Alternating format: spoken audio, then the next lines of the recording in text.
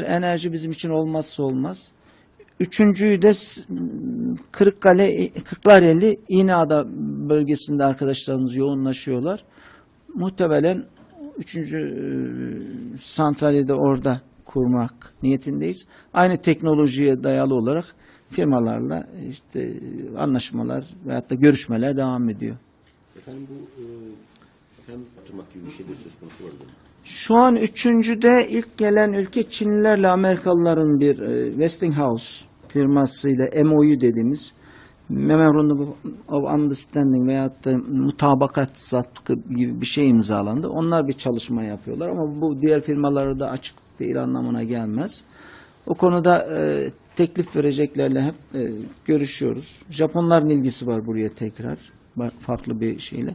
Teknoloji aynı olsun istiyoruz. Çok farklı teknolojiler olmamak kaydıyla aynı teknoloji üzerinde görüşmeler devam ediyor. Ben müsaade